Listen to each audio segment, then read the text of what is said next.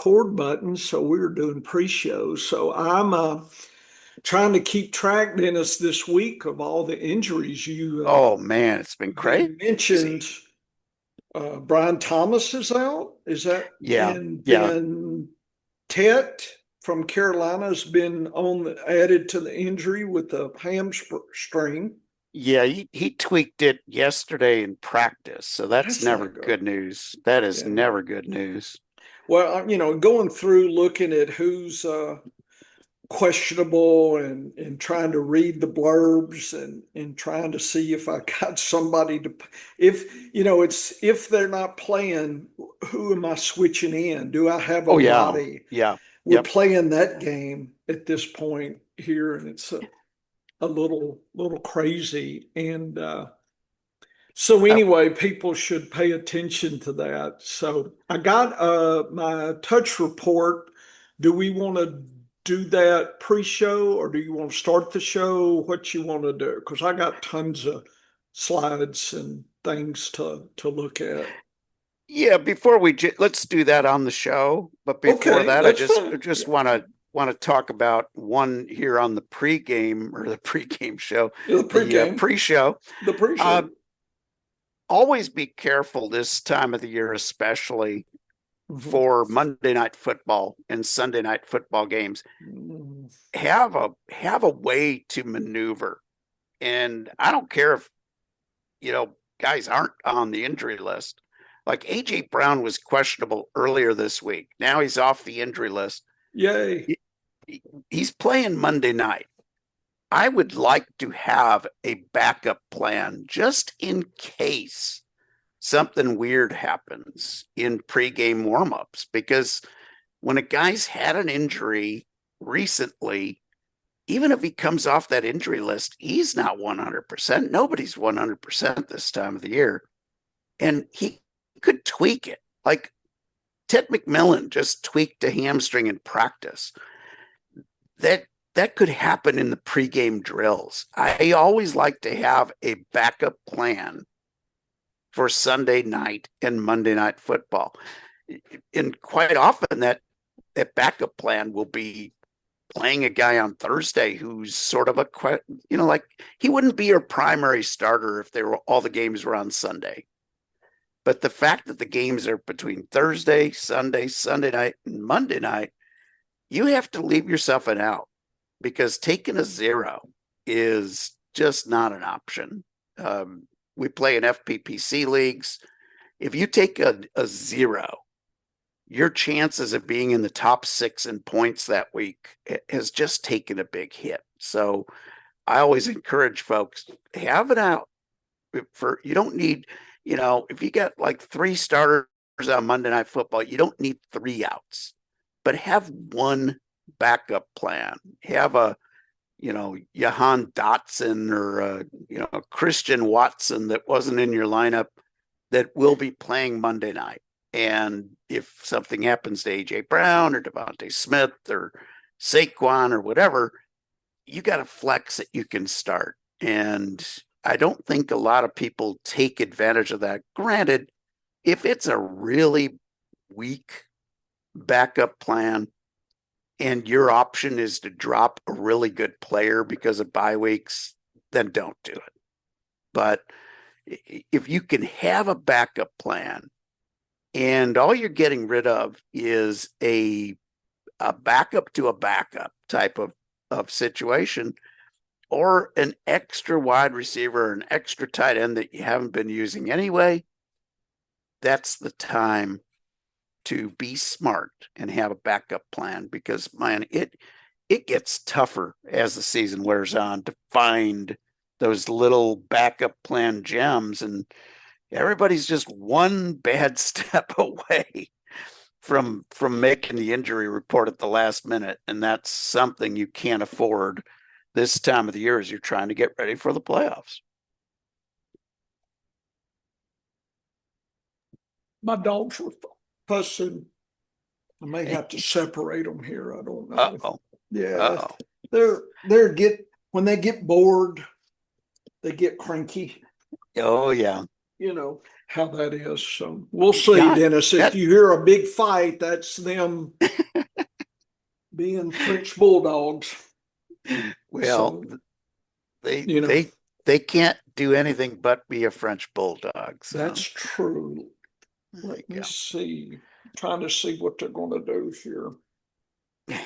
They're, I don't know, right now they're quiet, but they were barking before while you were giving your good advice. Before I forget, your article, did you skip an article this week? Yep. No, I don't think I did. I thought I sent out leaders of the pack, but I may not I have. don't think you did. Let me take a That's look here. why Let I me see. haven't. Maybe I sent it to somebody I else. have after 32, all Yeah. 32, and that's the only article I have, unless I deleted it by mistake. Yeah, I sent it on the 6th. So that was yesterday. I will I forward do that to you. not have anything I'll on the forward that. 6th. Yeah, I'll I'm forward a wondering copy of that. if I dropped that accidentally. There. I'm Now you looking. got a copy incoming now. Yeah, it is unclear. Let's see. Yeah, you hear the little one. And the other one's just sitting there, his back to her. There it is. I will have to work on my article, Dennis. Try to get that out No tomorrow. worries. Hey, No worries. No worries. that's why I had to come out this week here. Uh, why don't we pause for just a second? Let me see if I can separate them, and because I don't want to hear her bark all the time. Let me stop. Anyway, it just hit me. This is another subject here. It just hit me. Some of my issues with the noisemakers, Dennis, and then we'll move on to the show. But I started thinking a lot of times there's an opinion followed by some stats. And you have said that multiple times. That's not how we do things. And I understand that there may be a different process, but that's the process they show publicly. Yes. And I've Yes. decided that's what irritates me. This is just an irritation because I don't know what that's all about. In other words, is it what you say? They're finding and cherry picking some things to make their opinion stronger or logical. And what we do, and we'll do on the show, I have the touch report, and we'll go through the data, and and it's not going to be clear. There's not. It's rare that it's clear. They're clearly clear. Uh, it's very obvious when a player is the top in the position in the team. Okay, the problem I think we have is it's rarely the top wide receiver from team one and two. That's pretty clear. Sometimes in our flex, it's the second or third if there's an enticing matchup or something, bye weeks, and that's where it's not clear. And I think the less clear it is, the more likely people will try to do the cherry picking. This is my theory. I haven't tested it, but I think that invites because they look, say, yeah, I know this is the third guy there, but I got to have something to talk about. Let me, they had the fastest 3 seconds off the block kind of speed or whatever the stat is. And that's why I'm going this week in my deep flexes with this, or whatever stat you choose. So there's the obvious, and then there's these other things that are not.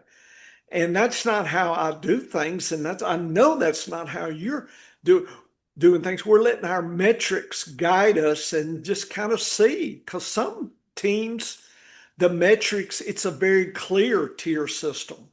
A lot Yes. of times it's not clear, Dennis. No. And you're going to see in the touches, there is clarity and then there's not clarity, or this is what happened last week, but that's the first time that's happened. Wonder what happens this week. And Yes. in fantasy, sometimes we're having to take that step. I remember the Michael Carter, the first week, everybody was on Haskins, or no, who was it? Whoever, Bam, I don't remember, whoever it was. Y- Michael Carter got all the show that one time, then it flipped. Yeah. But you didn't know, there was no clarity in that situation. So everybody was grasping at straws. We have to, that's what I think in fantasy is this, and I don't know if that's skill based. I don't know how people are successful at guessing enough to make it successful. In other words, to make bet enough overlays to make your money at the track, right? I mean, you only have to be right, a couple times out of a group. And I think that's where the tricks get. And that's where I think a lot of, if there's not a process that is scientifically driven, I think it falls apart or gets less successful. I want to thank, and you mentioned, Dennis, circling back, and I know you'll comment on this.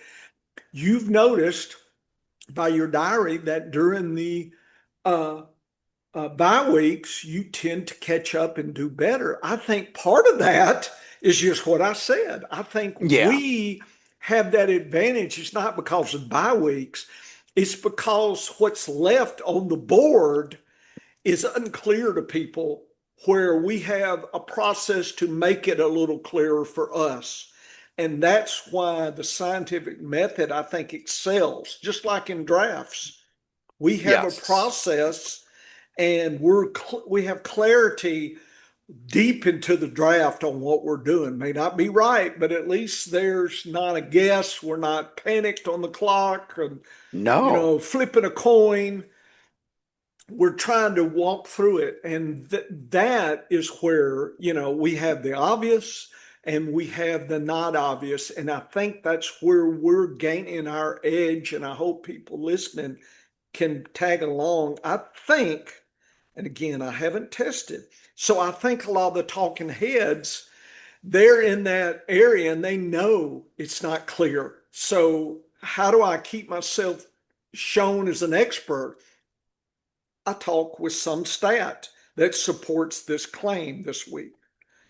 And I think it leads to the cherry picking, and I think that's because when you're up there on the podium or you're up on the radio or whatever, you got to look like you know something. You got to talk quick, you talk loud, you gesture, you're so damn sure, this is the best ever, the worst ever. And Yes. I guarantee it's a lock, it's a sleeper, and, that thing. So I'm not sure I can give it clarity other than just what I said, Dennis, but that's kind of where I'm coming back to is I think that's why we're more than everybody else that I've seen out there that have revealed their whole cards. Yeah, and I get it that you've got to sometimes find something to make a stand on a player, and I suppose you have to sound confident, but here's the thing. I mean, I was in a situation for my professional career, 15 years at United Airlines, that I could make or lose millions of dollars for the company based on a right or wrong forecast. So I got to the point in my career pretty quick where I understood the odds, and I understood that, while my accuracy rate, because we did keep track of that every year, of course, every month, every year, and my accuracy for an 18-hour forecast was 96%. It's pretty darn good. But if you break out what I call the no-brainer forecasts, where it's clean and green or it's solid overcast all day, and there's no change expected to either level, those are sort of gimme forecasts. So I never really graded myself so much on that 96%. It was more the skill score on when something was actually deviating from normal and changing. And in fantasy football, the same thing is there. But here's the thing in meteorology, not so much meteorology, but weather forecast. So meteorology is an exact science.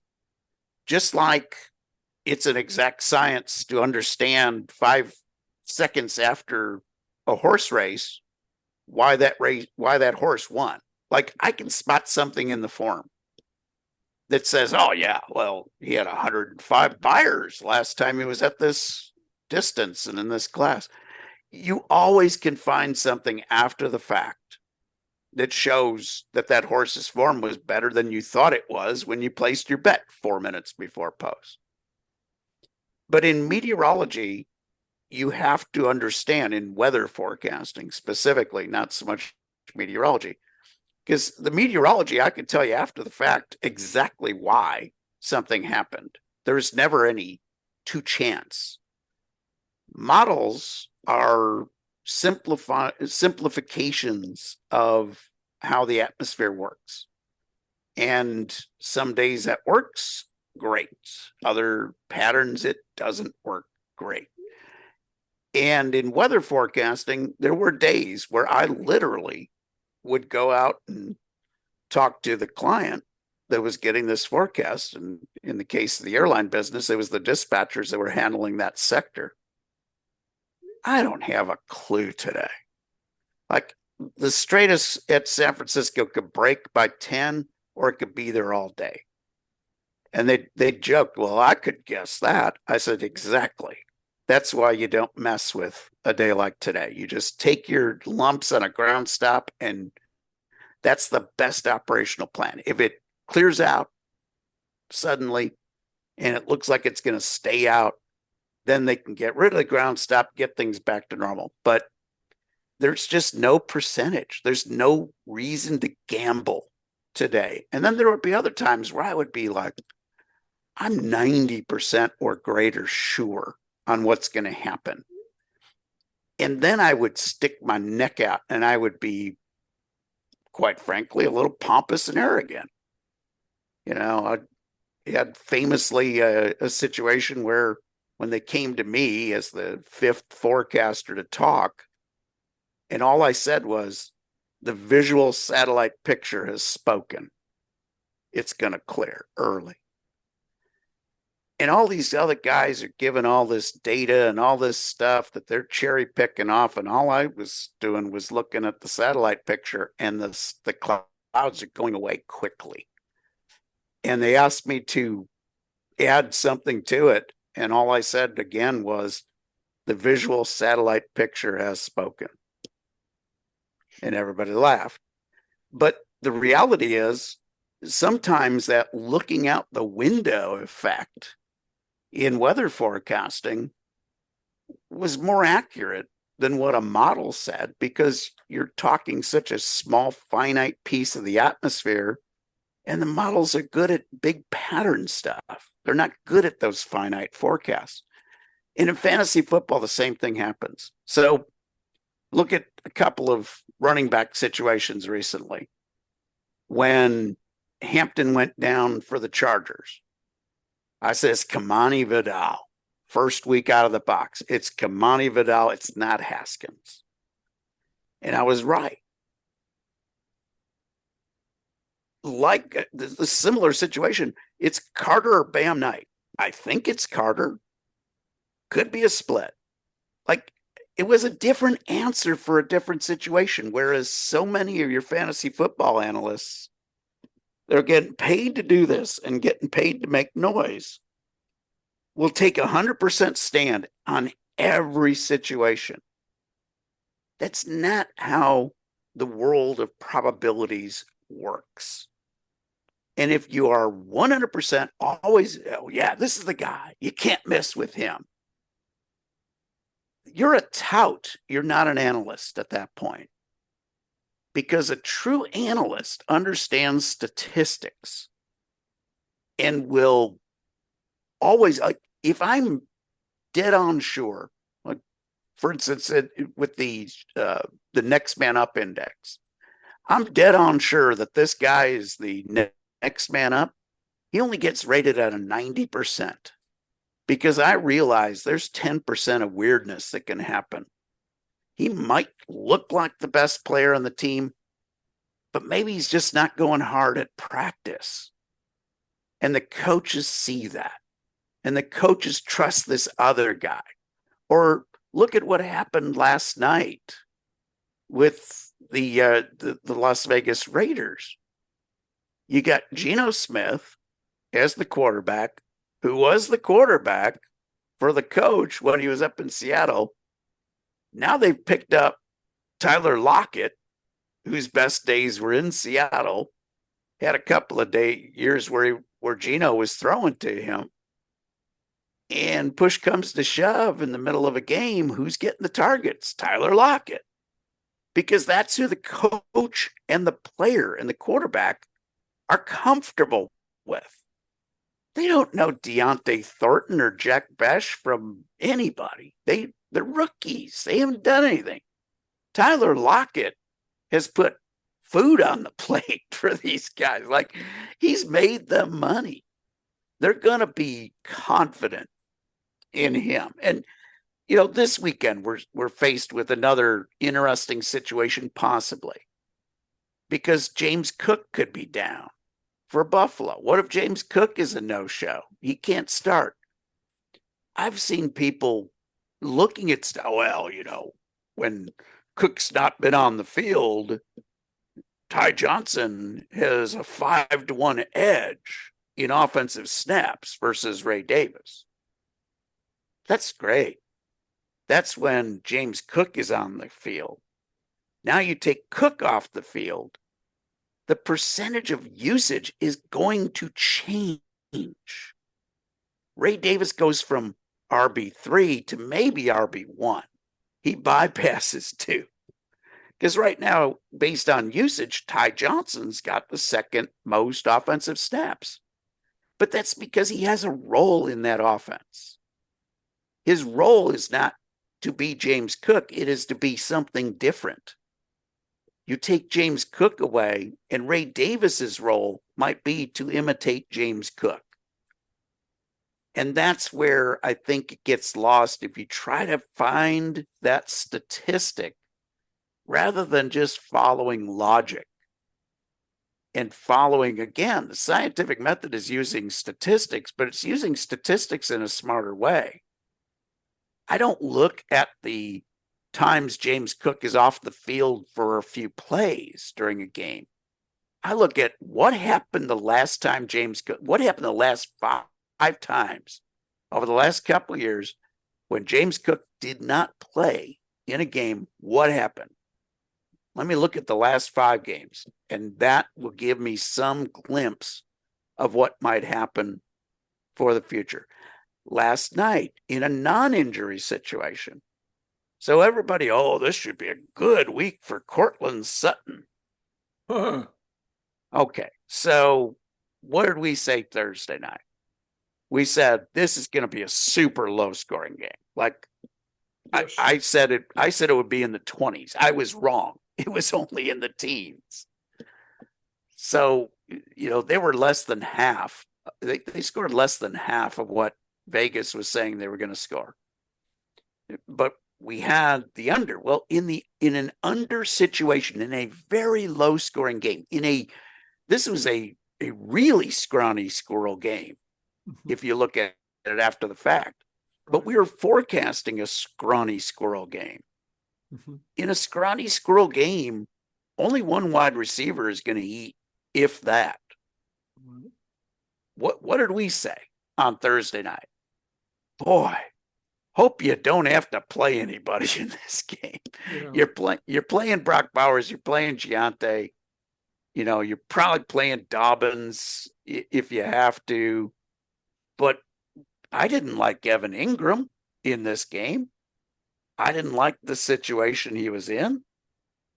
I thought, based on most recent volume, we've seen a couple, 2 out of the last 3 games, we saw more volume for Troy Franklin. I thought Troy Franklin would do better than Cortland Sutton. So if you look, this is the data I was going to talk about in the show, but since you brought it up, last 4 games, Sutton's led one time, week 7. Wow. Yep. So 75% of the time, the bet would have been with Franklin. I had to play Sutton 2 places. I had to play him because Dennis, there was injury. I mean, sometimes you're stuck.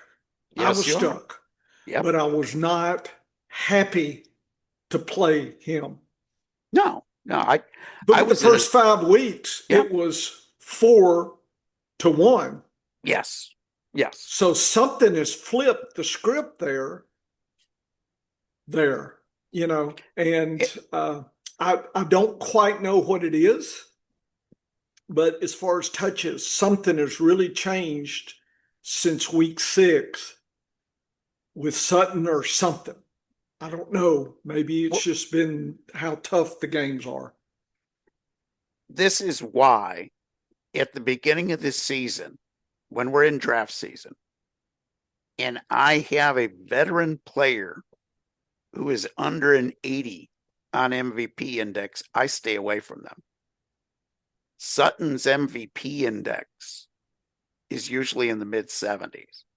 That's a good player. Like, that's a player I don't mind having on my team if I had to draft him. But you've got younger wide receivers who are going to be playing better football as time goes on.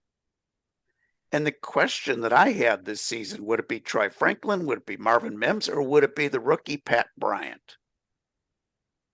But my forecast was, I think one of the rookies or second-year player in the case of Troy Franklin, or third year in the case of Marvin Mims, I believe, but one of the young players who has not really put a true baseline down yet, had a shot at knocking Sutton off the top tier.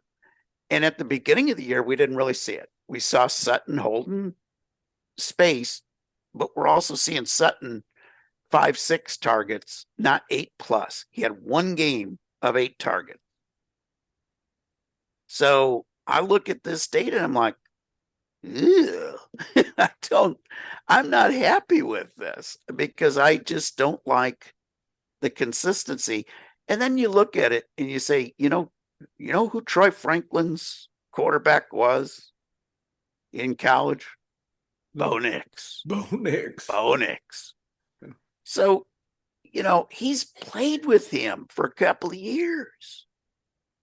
And it's just a matter of, is Troy Franklin going to develop into a really good NFL wide receiver? I don't know.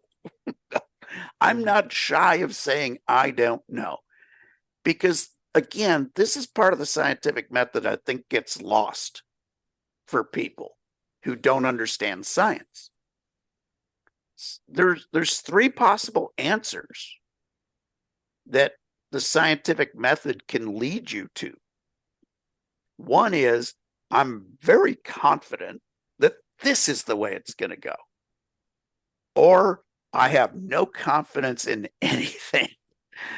Or it's somewhere in the middle. It's, I think this is what's going to happen. And if it doesn't, here's the backup plan. In weather forecasting, you always wanted to have your client comfortably in the two favorable slots. You either wanted to have a high level of confidence in which way the forecast was going to bust, or you wanted to hit the forecast. Like those were the two that provided value for a client. So even if I said, you know what, I think you're going to be okay. I think the snow is going to miss by 50 miles away. But have guys standing by, because if I'm wrong, if I blow this forecast, we're talking 2 inches in an hour. That was a Denver forecast I put out. So even though the forecast famously bombed, and it's my joke of 7 inches of partly cloudy, the client wasn't too ticked off about it because he knew going into the scenario, I'm going to have to react fast if stuff starts changing. And it's the same thing in fantasy football. If you start to see this change of a different wide receiver stepping up, and 2 weeks out of 3 is a pretty good trend in football. That's better than just one randomly over 3. Like if Mims and Sutton and Franklin had all been the lead guy off and on for the last 3 or 4 games, then you don't know which direction it's going to go. Maybe it's just game scripted. Maybe it's just matchup prone. And maybe we haven't figured out the magic reason why. The guy just got on a roll. He was beating his player. Guys have good games, right? Yes. So that might be sometimes the answer is a guy just had a hell of a good game. And there's other guys that have really bad games every once in a while. It's like, you know, if you've ever gone golfing, sometimes you're hitting the ball and you're like, who is this today? I'm hitting the ball a lot straighter and longer than I usually do. And then there's other days you can't even get out of your own way. You know, and the same thing happens in the NFL. Guys just have a magical week where every move that they made is working. And that's hard to, that doesn't show up in the scientific method. That's just that's a blip in the data. But those blips happen because guys have big weeks. They have good weeks. And everything's going well. And the defense sometimes sucks. And they lost track of this guy. But you're so right, though. Everybody, every single take. Oh, man, this is the guy. He's to the moon. He's going to be a league winner. We hear that all the time during draft season. Then it's like, oh, this is the guy you got to blow all your fab on. When I put out an article, do I have just one guy to blow your fab on? Nope. I put a whole bunch of people down at different levels. And those different levels are not only on ability, but how much of a surprise it would be in the industry. Like you could get Kamani Vidal for $1 the week that Najee Harris went down. And then it cost you like $250 out of 1,000 if you wanted him the week after Hampton went down. So those are the things, and ended up Haskins ended up getting a lot of money as well. So we ended up overspending a little, but I got the player. That's all I care about. Like, yeah, but you're right. Everybody's so confident. And by being confident, they have to give a reason. Well, the only reason that they can give is I'll keep looking at a stat until I find one I like. And if you have to look that hard to support your take, then it's not a take that's backed up by scientific method thinking. And I think that's where we have the edge, professors, because we understand that the answer, I'm not sure, is a valid answer. If you're using it every time, there was a guy that I worked with at United Airlines, really good meteorologist, really smart weather forecaster, but he just wouldn't commit. He couldn't brief a forecast worth a darn. I could take his forecast and I could brief it better than he did and make it an effective forecast. But when they started asking him, he started tap dancing, and their confidence went way down. I think they had more confidence in me, not because I was a better weather forecaster, but because I understood the logic and the percentages. And I still equate that back to horse race handicapping experience. If you're experienced in horse race handicapping, you understand that sometimes that 8-5 shot, while I don't like betting chalks, if I've got that horse and I'm saying he should be 1-8, 1-7, 1-5, he's going off at 8-5, I'll make money on that bet, especially in harness racing where 8-5 is sometimes a good price. But, in flats, I don't like taking that. But, it's just, to me, I think our understanding of the scientific method, but also our understanding of horse race logic and percentages and how to gamble right. Like we might not be successful at it on a particular week, but we certainly understood why we were doing what we were doing. Yeah, that's true. But yeah, but in fantasy anyway, football, that people was are too short. Yeah, we're all the time. I just started thinking about that a little bit. So anyway, I'm done. All right, Professor, let's crank this show up. Yeah, Philosophically speaking, it's time to start the show. Here we go. Yep. How you doing, everybody? This is Dennis Michelson. Welcome to the Science of Fantasy Football. Why the Science of Fantasy Football? You get a meteorologist and a biologist together. They're going to use the scientific method to handicap fantasy football. What does that mean?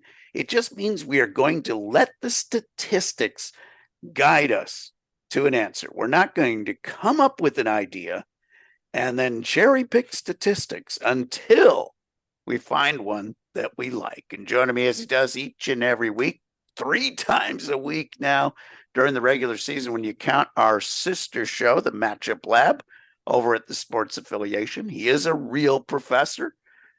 Mr. John Bush, heading into week 10. And oh my goodness, at least the injury list has gone from 20 guys at running back and wide receiver that were questionable to some guys who are out and some guys who have left that injury list. These injury lists get really tough to navigate this time of the year. Yes, it's good to be here. Thursday game, bleh. Yeah, it was not good. Injuries are always a concern. I think you're probably having to prepare yourself for possibilities. In the pre-show, Dennis gave us a concise strategy on how he does it, and it took him a long time to be concise, but I do appreciate that eventually he got around and fixing to tell us what to do, and he did it. So that's good. That's good. So be aware, stay going.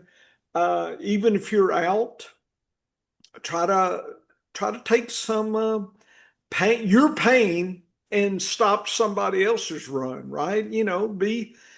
Enjoy it that way. Be a spoiler. I mean, but just don't, forget to set things, put a body in there. Don't try to blow up your dynasty league by trading everybody unless, that just act right. And that's why I like FFPC, because if everybody wants to quit but me, I like it. I'll take their money, and that's fine with me. Everybody paid up, and if you want to goof around and watch cartoons instead of set your lineup, that's fine with me. Gives me a higher chance at collecting the money and having the true celebrations at the end. So last week was tough.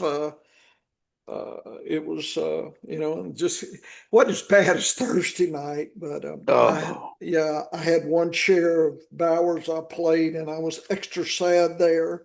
Had a couple, Courtney Sutton, that I was afraid not to start because he was healthy. I didn't say he was good or going to get targeted, but he was healthy. So I knew I'd get a shot at something, but it was lean. It was a lean day. The scoreboard was lean. It was worse than Dennis and I, our lack of enthusiasm was too enthusiastic, Dennis. If we could go back now, we would just record silence at the end saying, yeah, that's about all we can say about this game. And I thought Denver, I don't know. I don't know what Denver's future is. They tricked me every year. oh, And it's, I don't know. I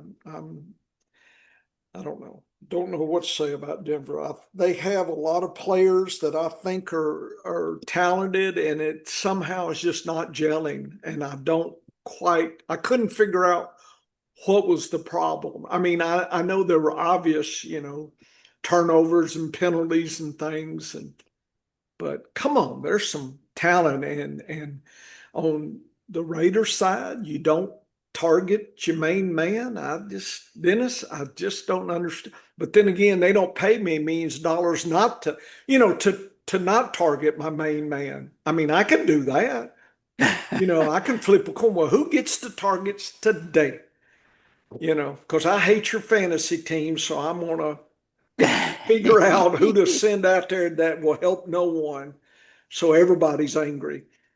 Uh, so anyway, I was working on the touch report. I've got all the figures. I'll try to put that up on the site, Science Fantasy Football. Uh, won't talk a lot about it because you have to make your own conclusions. Just keep your diary. And if you do use that, did it help you? We'll talk, Dennis and I will talk about it here in maybe even now. I don't know. Dennis, what else we got to do? Should we jump into yeah. it? Well, before we jump in the Yeah, I data, knew Dennis had stuff to say. I do have a gripe of the week. Oh, well, I don't want to miss gripes of the week. Be- because last night, I, I, I guess I got kind of too excited and I got told off about it Uh-oh. because Troy Franklin, I was very proud of starting him this week. I have not started a lot of Troy Franklin this year. Mm-hmm. He's been just a plug and play when I've been missing guys and whatnot. Yep. And I said, the lone excitement from the only good thing that happened on Thursday Night Football, Troy Franklin got 15 points. And somebody was like, that's all? That's above median. So here's the thing. I think the majority of fantasy football players have an unrealistic expectation of what a good week really is. And I'm going to give an illustration based on the last 10 full games played by every player. So 15-point game. How good is that? Well, it just so happens I have the statistics because I consider 15 points a spike week. That's the minimum to qualify as a spike week. Why did I pick that? Because over the years of playing best ball, if your player scores, if a wide receiver, running back, or tight end scores 15 points, he probably counted on your team that week in best ball. That's a few points over median, right? How often does it happen? So right now, over the last 10 games played, there are only 6 running backs who have scored 15 or more points in 7 or more of those 10 games. 6 running backs. Only 5 wide receivers. And only 1 tight end. So the majority of the time, Like that's 70%. I'm not setting the bar that high, right? 7 out of 10. Yeah. Man, if you ask the average fantasy football player, hey, how often does your star running back score 15 or more points? Oh, like 8 or 9 times out of every 10. No, No. it doesn't happen that often. Okay. CMC is about the only one that comes to Yeah. mind. Yes. That is that. Yes. And that's exactly it. He's like only He has broke the one. mold, by the way, folks. Yeah. He only has one. We're seeing something that we haven't seen in a long, if ever. But even CMC had a bad week a couple weeks ago. So nobody is 10 for 10 right now. There's only a few that are 9 out of 10. That's Bijan Robinson and A. Shane. Gibbs and McCaffrey at 8. That's pretty darn good. Like anywhere you set the bar and you're setting the bar at what McCaffrey's done and above, I think that's like the elite of the elite. But only 6 running backs. That's the top of the whisker, Dennis. It's the very top of the whisker. It's guys like Saquon Barkley, Jonathan Taylor, CMC, Gibbs, A. Shane, and Robinson, Bijan Robinson. That's it, folks. So how many of those guys are you likely to have on your redraft team this year? Maybe 2 if you really were smart, right? Yep. So the starters that you have to choose from, 15 points. If I get 15 points or more from a guy, I am doing backflips. And that's if it is CMC. Like if it's CMC, I'm happy with 15 or more, even out of CMC, who is a guy that usually gives you 20 or 25. But if it's a spot start like Troy Franklin, like Troy Franklin is not a top 24 guy right now in any measure, whether it's total fantasy points, points per game, however you want to measure him, MVP, not in the top 25. 15 points is a darn good game to start off with.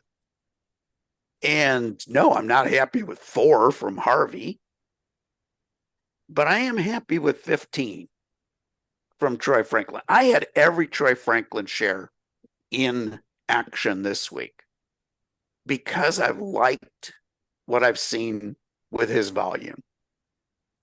He's getting volume. And I'm going to play that volume until it goes away. I'm going to say the recent form means something. In horse racing, you ride that recent form until it falls off. It will, because things happen in cycles in horse racing. A horse is in bad form. He gets improving, levels off.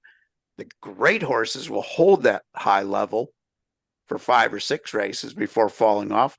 $10,000 claimer will hold it for like 1 or 2 weeks max. So in fantasy football, if a guy scores 15, be happy because there's only 12 players at the skill positions, non-quarterbacks, but at the skill positions, 12 players that have scored 15 or more in 7 or more of their last 10 games. That's an elite group of players. And Troy Franklin just entered that for 1 week. So 15 or more, be happy. Don't have unrealistic expectations. I agree. All right, Professor. We teased the data in the opening. Yeah. It is time to jump back into some data here. Yeah. So again, landscapes looking top to bottom. It says touches, average touches for each team. And I just did an average there for the 9 weeks here. And you don't count the bye there. Detroit, number 1, Dennis. Tennessee, bottom. So Denver, bottom. And is Washington. this for wide receivers or No, wide this receiver? Oh, is this is everything. everything. I just looking Ooh, at everything. Quarterbacks ooh, too. very nice. Yeah, so Houston is low. Washington, Atlanta's good. Tampa Bay Chargers. So it's uh it's interesting. I wasn't expecting some of these. Some of these, yeah, but some are, you're like, wow, that's pretty damn low, So again, this is overall, I haven't done the 10 years, 20 years of data to say, is this predictive, year to year? Is it predictive early to late season? That might be, those are experiments to do. Here's the data. I have highlighted the top 20%, Dennis. And, unsurprisingly, if you sort by the average, a lot of the teams are up there at the top, have a lot of spike weeks. See, it depends on your definition of spikes, but, it's interesting to see who had a spike. Look at Chicago is very interesting. Last week, their only spike was last week. Yeah. So why is that? Look at the Rams. They've had now two spike weeks last week. So sometimes I like to look at the last weeks or two. What's going on? You know, and I may not know the answer, but it allows us to formulate questions.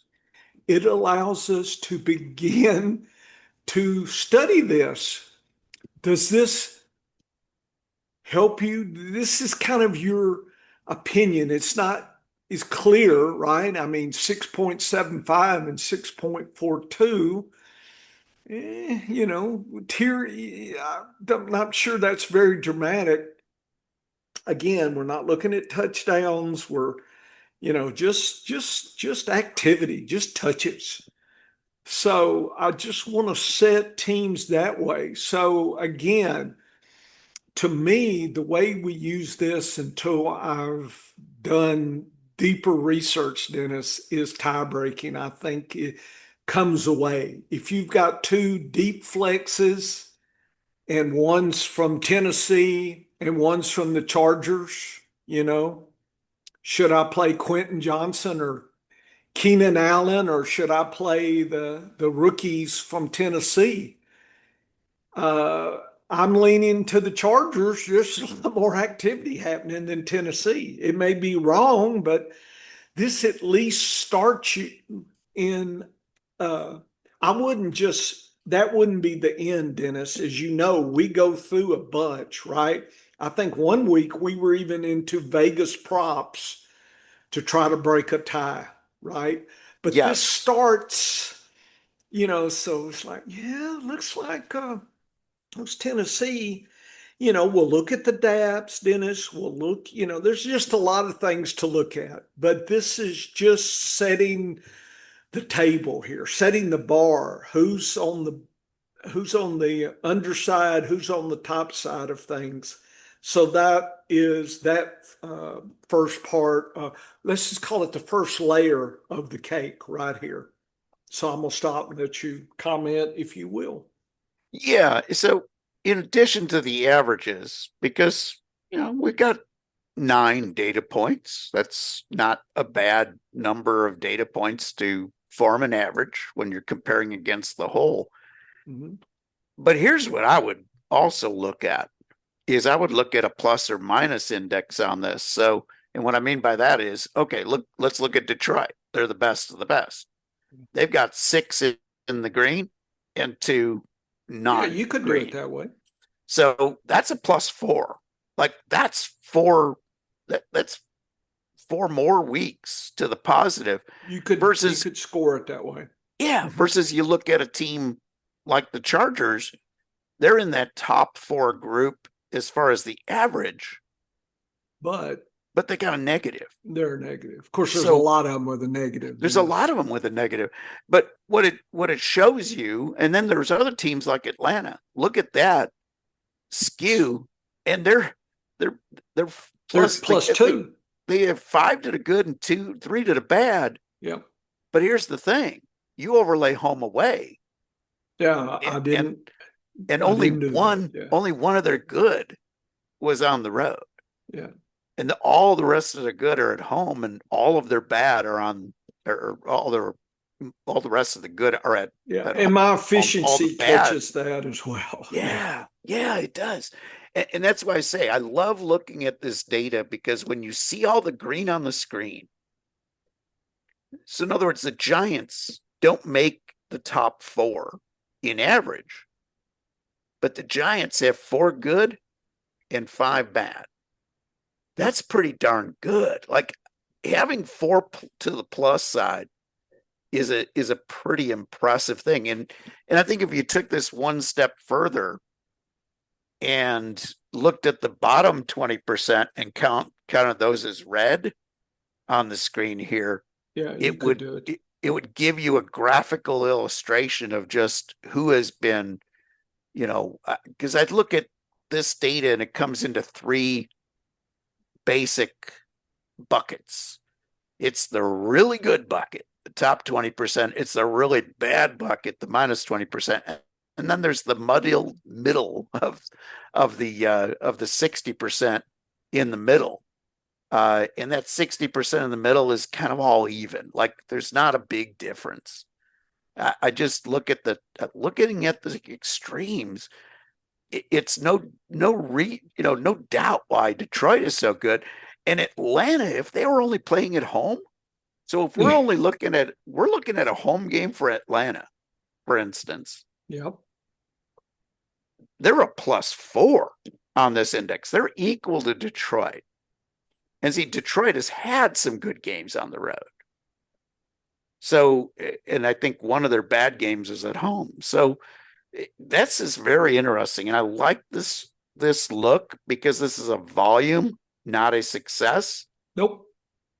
But in order to have volume, you needed to move the ball, because this shows that you had more plays than the other teams. Like, if you have a bad offensive night, like both teams did last night, yep, you're not going to have as many offensive snaps in the game. You're going to have a lot of special teams. So it looks, when you see this, it really jumps out at you who the better teams are. And then, of course, I go to position. And Dennis, I kind of did your metric. Purple is 4 and above. Yes. Yellow is like 0. Wow. Look at Denver. Okay. Look at Denver. What's the risk of running backs? Denver. They have not had an extreme situation to the good. And this is looking at both running backs, so it's not a case of a both split. Of them. This is both. So you're splitting an already lean environment. Yeah. Yes. Ugh. And so I'll have this for people to look at, Dennis, and let's go a little further. So what I did was I did the touch averages for the running backs only, and then I did scaled, because I like above and below the class median. I'm still teaching, Dennis, the league. And I divided the top third is high and low, so you can start seeing how this breaks down. But number one is with Montgomery and Gibbs is Detroit, folks. The worst, Denver. Wow. Okay. And then Washington right there. I would not have guessed that. I would not have guessed Denver at the bottom. I would have thought Denver was in the middle, but towards the bottom half of the middle. Nope. If that makes any sense. I would have had them. And Washington's right there. Yeah. And boy, I need some Bill love, but. Well, this explains when you're already down at the bottom. Yeah. And then in Denver's case, you split it in 2. And then in Washington's, you split it in 3. No wonder we're not getting any fantasy points from these guys So consistently. this is something that at the end of the season I'll look at, and then we'll ask the question year to year. You can look at scale touches. So next year, is Denver, do we need a little bit more draft capital to take Dobbins or Harvey next year? Or Yeah, assuming both are there, right? I mean, it could right. change dramatically if one leaves, right? I mean, you got to use common sense. But let's say they're both there and there's no indication it's not going to be the same old story. Boy, it'd be hard to try to reach for any of those versus, let them come to you and then, okay, I'll take them. So I don't know that yet, Dennis, but I'm just showing the methodology of how when I go through this, and this is to think, I'm telling you, I don't have a photographic memory. So I will actually, when I'm doing Sunday morning, a lot of times I'm going back to these Yes. data and refreshing Yes. myself on this. Oh, yeah. But I think it's a lot of interesting how we can look at that, Dennis. And so there's the highs and the lows. The Rams, number two, Atlanta, with the home away splits, and they're still third. Yes. Isn't that interesting? So you Yep. can, in Indianapolis, Taylor, right? Seattle with both. I mean, I'm not saying, Charbonnet and Walker, it's been sweet, but it's just, opportunity. It's saying opportunities there. Look at Hubbard and Dowdle. Opportunity, right? Tampa Bay. So there's opportunity here on this side, and there's concern. It doesn't mean I won't play them, Dennis, but it just means, especially in a split backfield, I Oh, definitely yeah. would want to miss.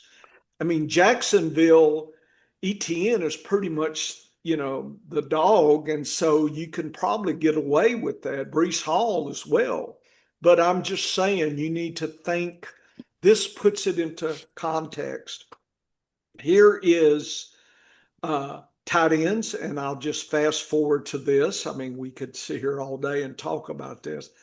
Atlanta, number one in tight Wow. end touches. I didn't say, touchdowns, Kyle Pitts, but Kyle Pitts, I haven't drafted Kyle Pitts since his rookie season, and I don't think Yep. I was, because I was off on him early, but if this is the new norm, then I might get interested in him. There's Otten right there, Dennis. I'm very happy to Yep. see that. Yep. Fanning or Njoku. I mean, I know there's injuries, but there's right there. Houston with Schultz. Man, I've been getting all the Schultz I could get here. A McBride, a Ferguson, Bowers until this, Yeah. Indianapolis, and look at the bottom, the Rams, Chicago, poor Loveland with Cole Komet, and they're not using it, Dennis. So And, it's and in the last couple weeks, it's gone up, well, but you can overall, log, but I'm saying it's still overall, it's down. been Yep. sad this year. Oh, very sad. Very Yeah, sad. and so you can look at this, and Kincaid's lean, uh, you know, Jacksonville's lean when They Strange gone, lost. it Yeah, they just lost bottomed Strange. out. Yeah. Boom. Yeah. So you can look a little deeper. If you wanted to look a little deeper, we could look at, say, Jacksonville. And, Strange wasn't too bad, but he got hurt. Look, Ooh, 1-5, wow. 1-5-1. Wow. It went Wow. from a median around 3 to 1. Big difference. That's from viable to bleh, in a But hurry. look at Atlanta. Atlanta's done, Yeah. nice. Arizona, nice. So so Go. this year I discovered something with my MVP data, Uh-oh. and I utilized it to some extent this year, and I profited with Kyle Pitts with a couple of shares because what I noticed is if a team lacked a second option at the position for targets. Right. That opened the door for the tight end. And the reason I didn't go all in on Pitts is because right there sharing for second in targets is Bijan Robinson, gets targeted out of the backfield. So it wasn't the perfect situation, but this is why I love McBride and have been, so gung-ho on McBride, because he is almost the first best option on his team. And he's the rare exception. Look at how much Cleveland's been getting, but there's two guys to split it. Yep. And then look at Ferguson. Oh my goodness, he has been eating, and he is the exception because there's two very good Kelsey wide receivers after week 5. Look at the activity, Dennis. Well, and it's no wonder because he is now leading all tight ends in yardage right now. But that's mainly happened in 4 of the last 5 weeks. He's started getting, cooking. Like I said, just keep your eyes peeled, this data. And so let's look at wide receivers. So I've got this level. You can see the purple is the tops. The yellow is the bottom. There's a lot more yellow in here. There's a concentration of 5 teams that are just tearing it up, and Cincinnati, Dallas, Chargers, the Rams, and Seattle. There's a lot of negatives, Dennis. Lean. So this data lets you look at it, but look at Cincinnati off the chart. Wow. Look at Cleveland. Off the chart the wrong way. When I see the extreme, that's just it would be the top of the whisker, the bottom of the whisker. To me, that is key information, and again, is this year to year? In other words, is this behavior, Dennis, predictable for next year? I want to have that for our secret draft night out data that we're going to hoard and stare at. And I'm also interested to see, does week 1 through 9, how predictive is week 1 through 9 for weeks 10 through early 17? To late. Mm-hmm. Yeah, it's going to be interesting to watch this data and see how it evolves. I will try to do that. We then, if you're curious, you can look at every team together and just kind of see the interplay. Okay, so sometimes this is data that just, I'm curious, what's going on? What's happening on this team? That kind of thing. Just give you a way to look. I've got all that for you to look at. And I thought this was interesting. So I went back and just did the characterization of high, average, and low for the touches in each team. So now you can describe Arizona as low, high, low. They've put all their eggs in the tight end basket. Atlanta is running back and tight end. Other than Drake London, who else you going to take? So there may be some lessons for flexing in this, wide receivers or tight ends or running backs. This may be some data here.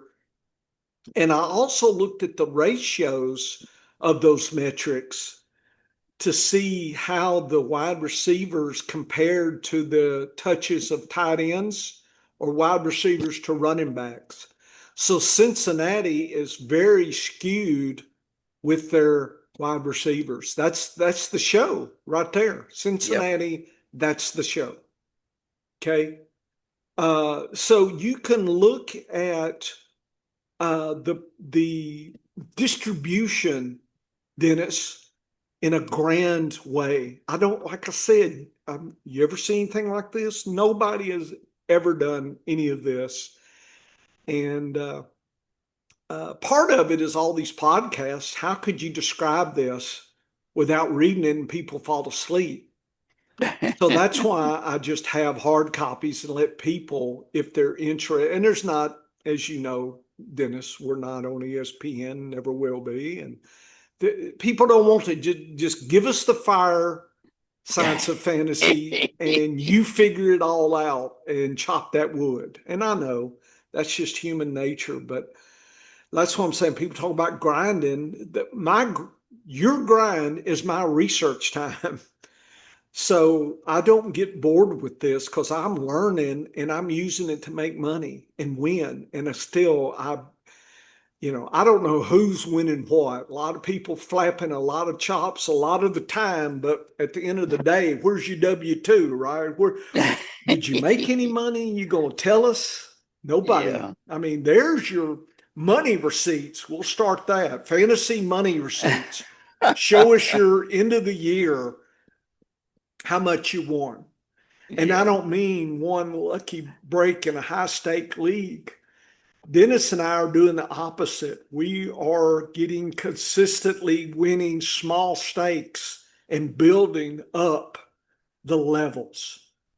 I guarantee you, you don't go the track and put all your money on the race one and let it roll. I mean, you can, but then what you gonna do the rest of the time? Beg a hot dog from the hot dog man, or eat the old hobo a Bloody Mary, Dennis. You go get a glass of water and the ketchup and some Tabasco, and you walk around and drink it. That there, and hope somebody drops a winning ticket. It gets lean at the track, Dennis. Get the old Bloody Mary, hobo Bloody Mary. See, I know how you do that. Oh, Dr. Bush has been in them hard times. this reminds me so much of my dad's one of my dad's favorite racetrack buddies, Charlie, Yeah, who he would have money in two different pockets. Okay, yeah, he'd have two money clips. He'd have his gambling money clip yeah, and his snack money yeah. and drinks money clip. He didn't drink alcohol, just have a Coke or Tea, whatever. Coke, yeah, Yeah, or a coffee, yeah, if it was yeah, a cold yeah. day. That's right. But he would never reach into the left pocket to make a wager. And he would occasionally, if he was doing well, he'd use the right pocket to buy snacks. Yeah, But he had his emergency snack fund that he never broke into. And he was such a smart horse player because he knew if he was having a bad day, yeah, he'd just get himself ice. He'd go, "Hey, Dennis, come you want an ice cream cone?" And we go get an ice cream cone. And we just have an ice cream cone and chat and watch the next race, because he wasn't betting it. He was yeah, smart enough to realize when he had been licked for that particular week. And this was a profitable horse player. Like, yeah, the guy made money over the course of the year, but if he was having a bad day, yeah. he walked away. That's good. And this is what this is. This data tells you when to walk away from a team. Like, Yeah, you don't, and yes, there are some times when you have to take a Carolina Panther. You got to play a wide receiver from the Carolina Panther. This data says you better only be investing in one of those guys. if you need. And so Dennis, this data, what I did was took the top teams for running backs and compared them. What's their landscape look like? What did Ooh. the top wide receiver teams, what did they look like? Again, this is stuff I'll do off season, but I was just curious to see what was the profile. Here's average. Ooh. What does that Look look like? And then look here at the is low. Yeah, look at Detroit. They're showing up in green in all three aspects of the game. Yep. Yep. That is insanely good. That tells me they're dealing it to everybody all the time.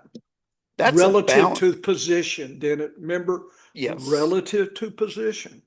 Because That's a running backs get more touches than tight correct. ends and wide. But this tells me that it's a play them all situation. If it's to me, if the DAPs are cool and it's home, it's there's your bankroll right there, that kind of thing. And again, And what folks, for you, just make sure you put this stuff in your diary if you make decisions. Just, so you don't go crazy over this. Like, it, yeah, go that, ahead, Dennis. that's I'm a sorry. that's a tough defense, or that's a tough offense to play against.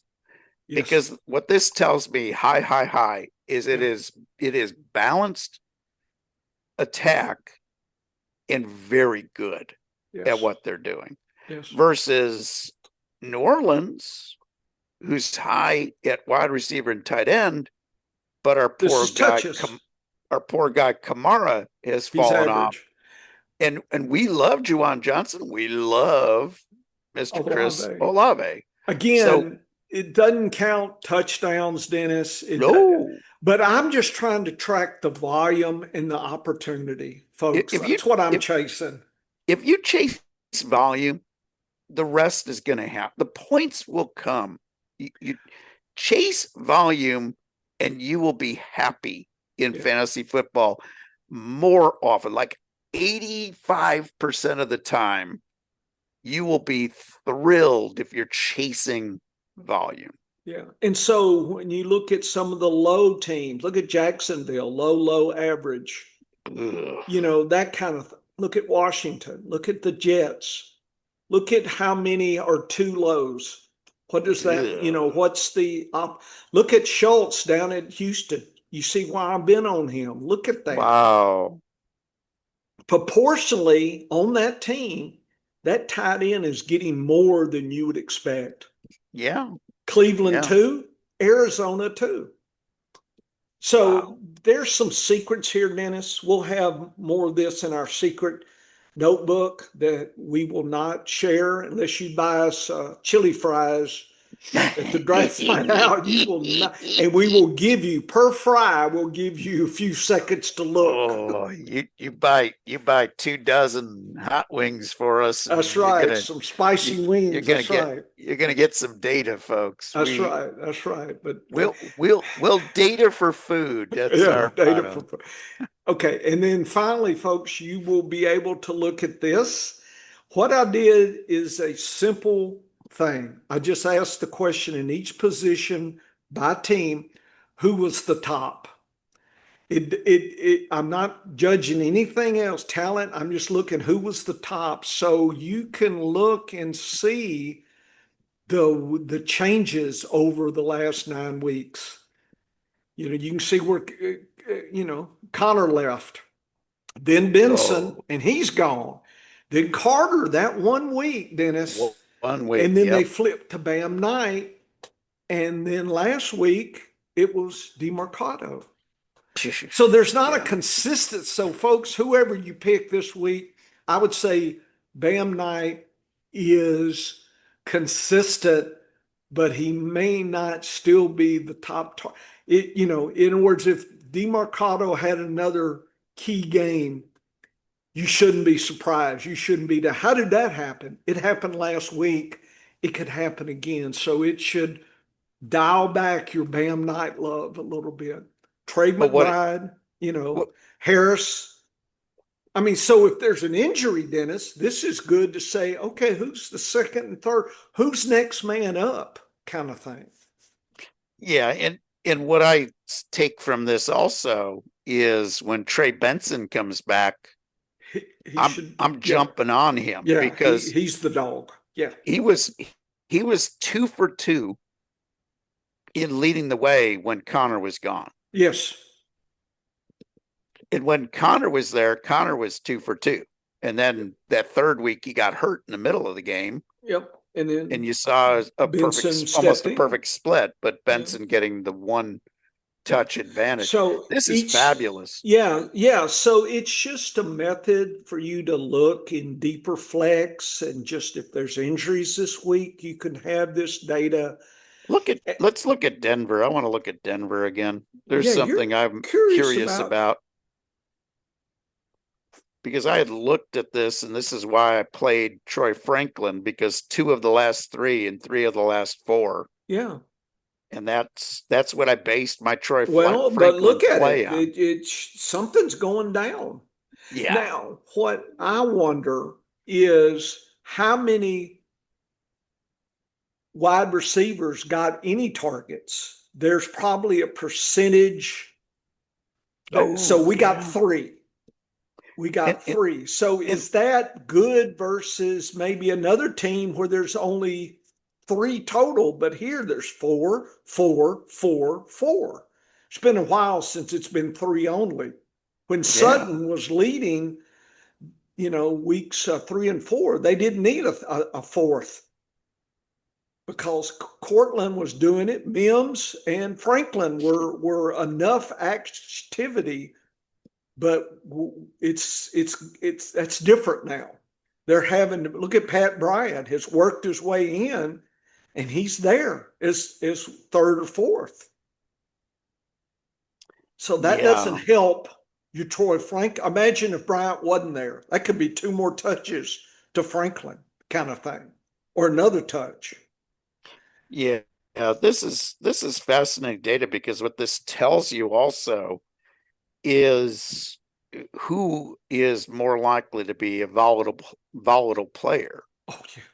So if I've got a volatile player, I know, I'm looking for other options. And yes, sometimes you don't have another option. Look at Sometimes Green you Bay. have to go. It's 5. Yeah. 5. Yeah. So I'm saying maybe just the total count tells you something about variation. In other words, if we divided each team by the average number of wide receivers getting at least one touch, what does that predict early versus late? In other words, they were doing 4 and 5 early, week 1. They're off. They're saying this is how we're going to play. And look at week 9, 5. They have not stopped that show. And you'll never get the full meal deal for anybody here, Dennis. There's always going to be points scattered. We've seen weeks in which he's targeted 9 or 10 different players. Well, you can see that. So you're going to have to deal with that. Yeah. Yeah. So anyway, this is good reference material, Dennis, for things. Look at Worthy, and then look at when Rice showed up.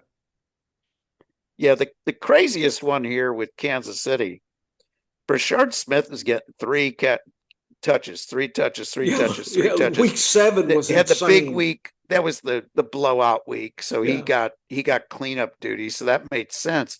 But what I'm saying is he got every other week, throw out the big week that he had. Yeah. Every other week he was a 3 touch guy. Yeah. And now Pacheco's gone. He still didn't go up.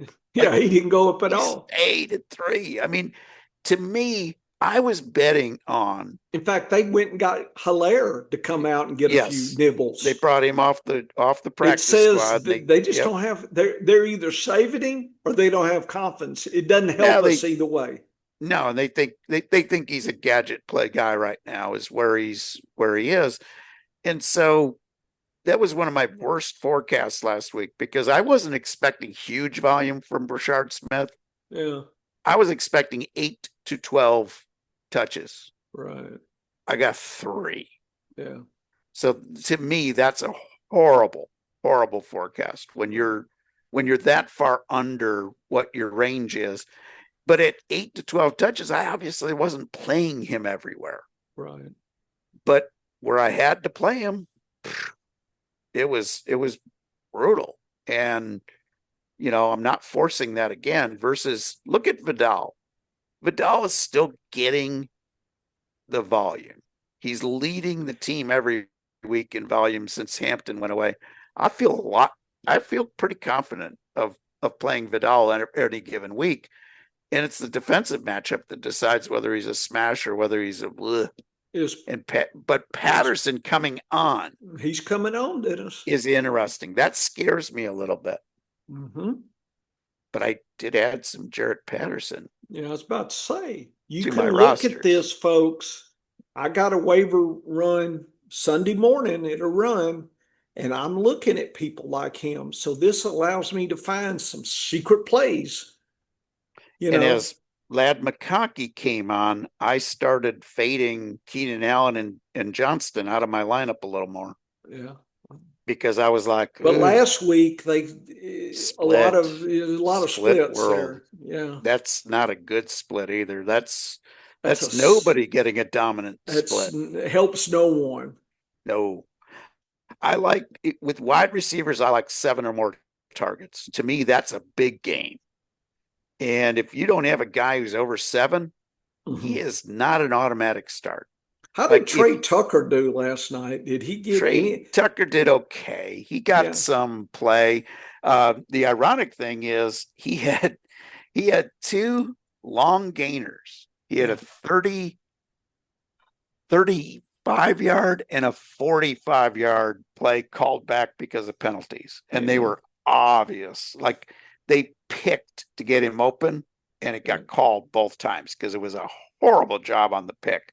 Right. But otherwise, I mean, he did get attention because he only got 1 rushing attempt, but he got 3. He was targeted 3 times on plays that lasted, and he was targeted on 2 plays that came down. Right. So this by the way, look at Hawk dropping 2 and 2, Dennis. That's a lot of sadness there. Oh. Yeah. Look at Mason and Jones. Jones getting healthy. Look at that split. Wow. That's not good. If I own Mason, I'd hate to see that. This will educate you folks.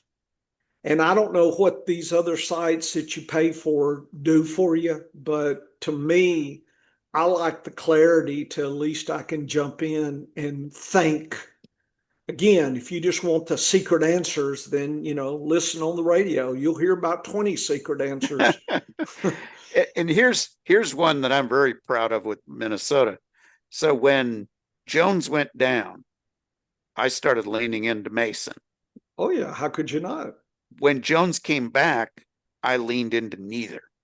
I benched them both. So I'm happy with that move because you got to look at your volume. And if your volume is split and then you're ineffective, that's the worst of both worlds. Look at Tracy and he was that was a league winner. And we lost him. Look at Singletary. Boy, this does not make me want to play Tracy at all. No, I'm leaning away from both of them again. Yeah, that's what it looks like to me. And looks like Slayton. Looks like Slayton's the number 2. Yeah, and I've been playing some Slayton and Wandell because they're gonna get some targets. Look at Breece Hall. He has been tearing it up. Wow. Anyway, folks, people were saying Davis here. They were hoping Breece Hall would get traded because they're seeing this stuff, 12. Yeah. But that didn't happen. So anyway, this, Dennis, will allow us to think about things a little bit. And I had some Wilson. I've been getting rid of Wilson. Oh, yeah, me too. Yeah. Me too. Yeah, that was too bad. Brought some Calvin Austin back, and he came back healthy. Yeah. And I've never been on Metcalf. Metcalf to me is just that he's a better in best ball player, and he always has. So when I look at this with Shaheed, I just wonder, it looks to me like there's 3 or 4. Can Shaheed make his living with 3 or 4 touches? You see, I'm not snaps. Yeah. This completed. No. I'm just saying, people, you need to watch. If Seattle's used him long again, then he might be a spiky. Horton's been a good red zone target too. Yeah, well, we'll see. So, does Shaheed take that? I don't know. No, I think Shaheed gets the deep. He just opens the field up. Yeah. So teams cannot, like, if teams double JSN, right, then Shaheed might eat on some deep plays, but I don't think he's ever going to be more than a 3 or 4 catch guy. Yeah. Most weeks. Yeah. And looks like Bourne was a thing when there was nobody else there. Yeah. And now he's not the thing. I played a lot of him that week. Yeah, Yeah. when Pearsall's back, I think Bourne goes back to being third dog. So Yeah, I you got can make some predictions, folks, with this data too, you know. yeah, when Jennings came back, I went from playing Bourne to cutting Bourne. And this does not make me happy. Look at the variation since week 6 and Ibuke, Yes. Dennis. Yeah, that's when he hurt his hamstring was Well, week you can 6. tell that things are not Yeah. right because we had Johnson, then we had Shepard, then we had the other Johnson. So it's just crazy.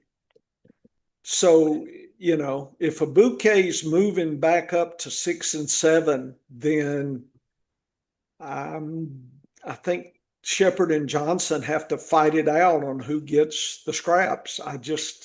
Yeah, I think if Ibuka gets up back up to 6 or 7, then Shepard and Johnson we got to are fight. Yeah, capped at 3 each. yeah, yeah. So, uh, and again, here's Tennessee. You can take a look.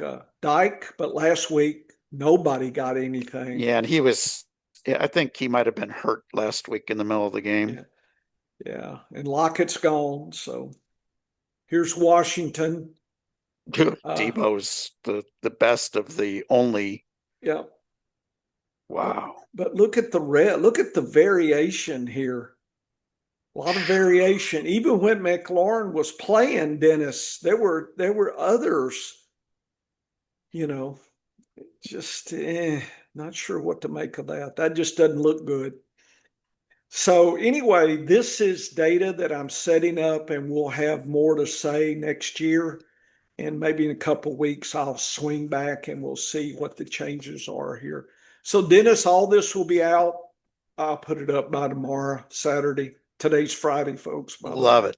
Love it. Love So it. Love it. should I then move Yeah, to let's a look few at our games? Vegas. Let's look at our Vegas and we'll figure out who the Squirrels and Huskies are for the matchup lab, and then we'll pick 2 of the Yeah. remaining games Well, here I on think, yeah, so we'll have a choice on, we got 2 squirrels, Jacksonville, Houston, Jets, Cleveland. Carolina's New Orleans is squirrely, wounded squirrel, but it's a squirrel. The tough one is picking the top 2 for the Husky. That's Oof. maybe we should do Buffalo. Well, see, Buffalo, Miami look like they're not going to be competitive according to Vegas. The competitive Huskies, Rams, Frisco, Tampa Bay, New England. So I think we ought to cover them to get as pairs, but where do we do that at?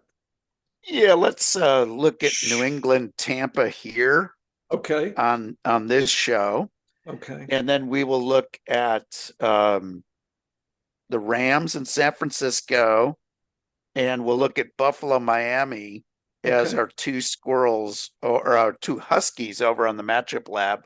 Okay. So let's look at New England, Tampa Bay, and let's look at Baltimore, Minnesota. Those will be the 2 games we should break Here's down here. Tampa Bay, New England. That's what you want to do first? Okay. Yeah, let's look at that one. And I'm not 26 seeing the date. 21, 2.5 Yeah, points. your Tampa. data is not coming up. Oh, let me stop this and try to share it again. You know what? What happened here? Okay. Let me see. Let me try to pull it back up, Dennis.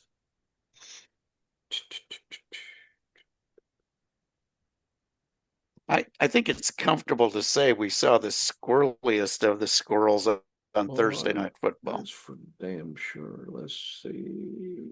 Okay. Is the data coming up now? Yes, we have Okay. data. Okay, so this is Tampa Bay, New England, 26-21.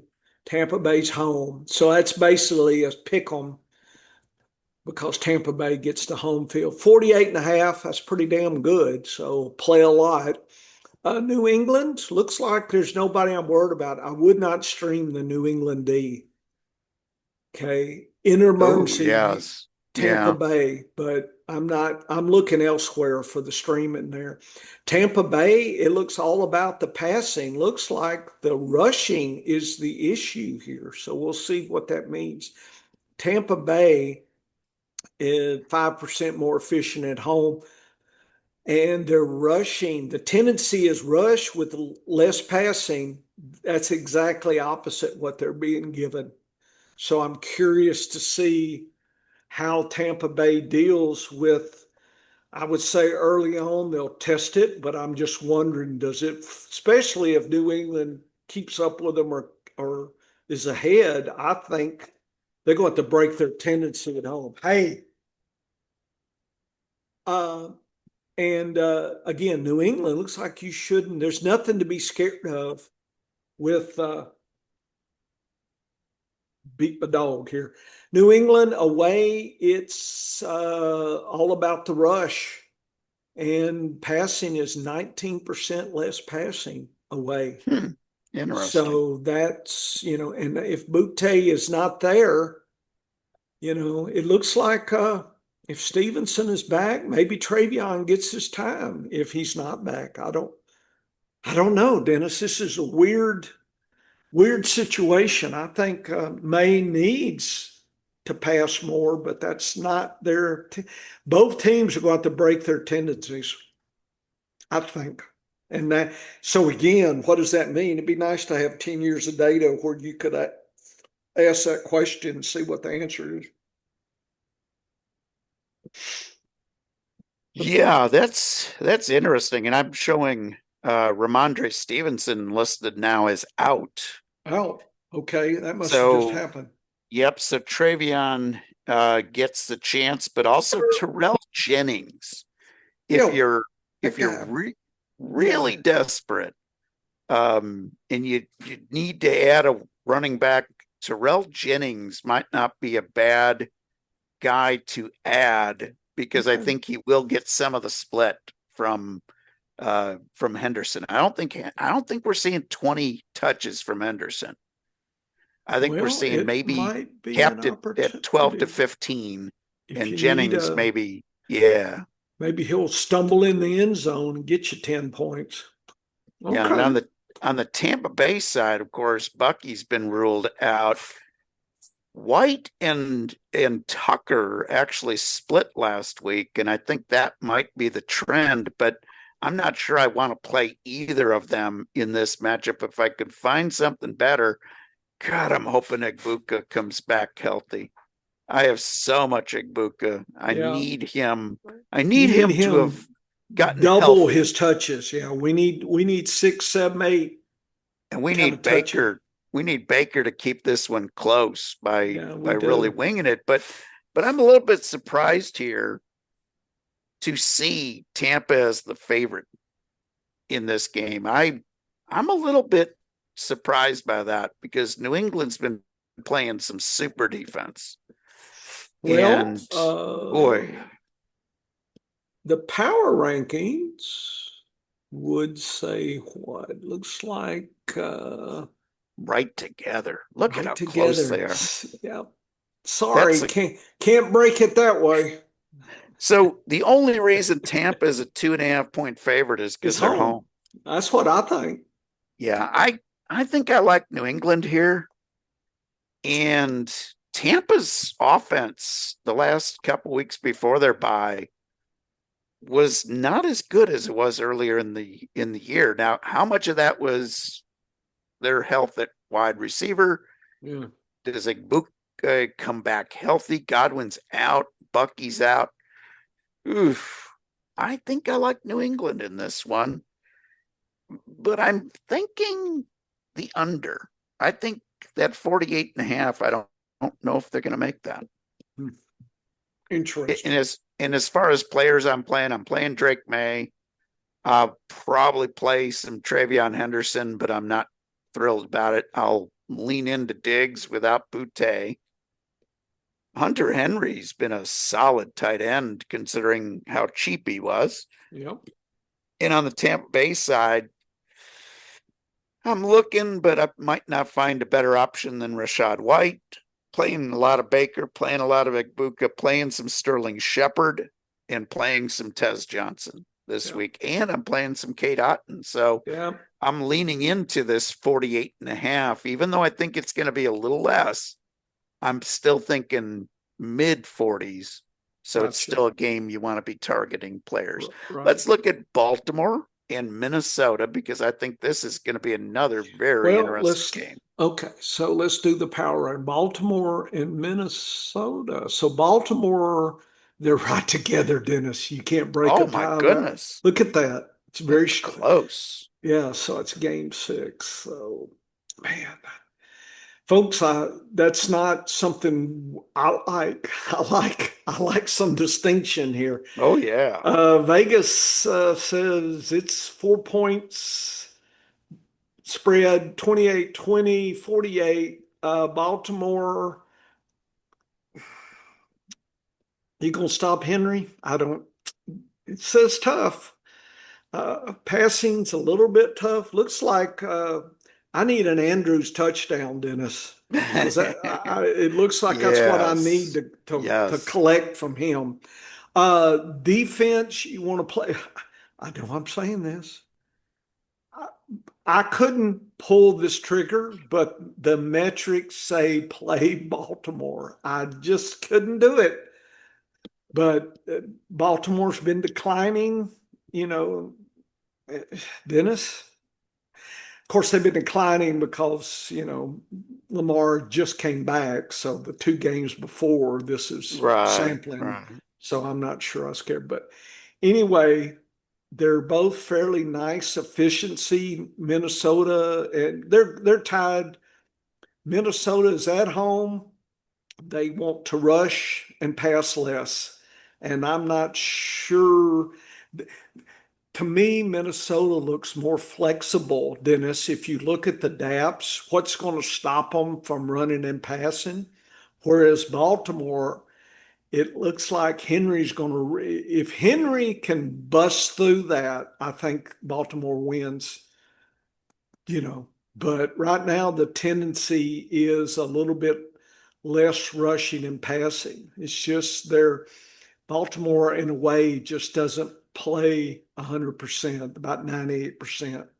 So you got a little bit, but Vegas is ignoring that and saying Lamar does it and makes it happen. So I think Vegas is betting on Lamar to make it happen.